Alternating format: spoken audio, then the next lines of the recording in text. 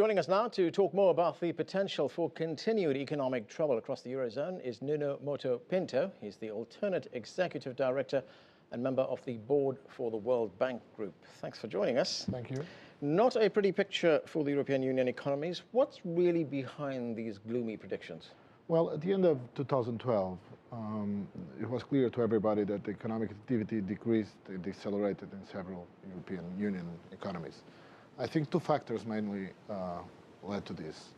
Depressing internal demand as a result of the austerity measures and increased unemployment, and lower than expected economic growth in the external demand in the major trading partners of the European Union, like the US, China, and Brazil. That combined with the lack of confidence from financial markets and investors on the EuroZone crisis, I think contributed to this need to revise the forecast. Right, but these predictions do show some light at the end of the tunnel. They say that there are indications that the bloc's fortunes will improve in the second half of the year. So what is going to change between now and the second half? Well, the European economy is on a paradoxical moment because after the New Year's, financial markets calm down in terms of understanding that the euro crisis, financial crisis will stop.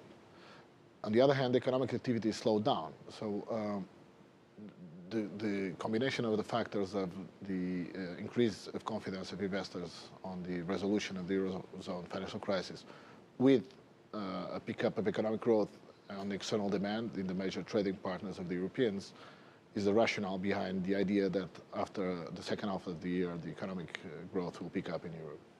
Right. It's not a uniform picture across the Eurozone. Countries like Greece and Spain still remain in deep recession. The German economy also contracted to some extent, but is the Eurozone looking at Germany to pull it out, to lead the way back? Well, any meaningful economic recovery in Europe will depend on the German economy. Germany is the biggest economy at the European Union. It's the biggest trading partner of all other European countries. It's the economic engine of Europe. So any economic recovery will depend on the fortunes of the German economy. There's also the prediction that growth next year will be, across the Eurozone, will be something like 1.6%. Is that being too optimistic?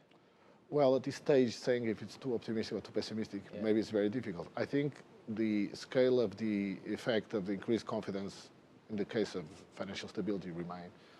Of course, the evolution of the major trading partners like China, US, Brazil, and of course a policy mix between austerity and growth-inducing measures in Europe, all these factors will contribute to the economic recovery, the timing and the scale of economic recovery.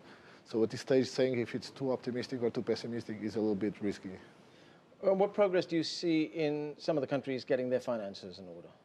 Well, since the beginning of the financial crisis, there has been a strong consolidation of public finances.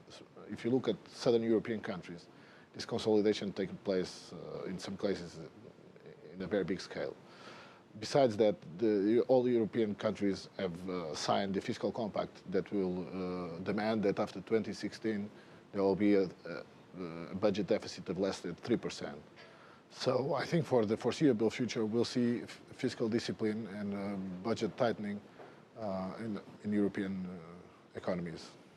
Okay, sir, we're going to have to leave it there. Thanks for joining us. Thank you very much.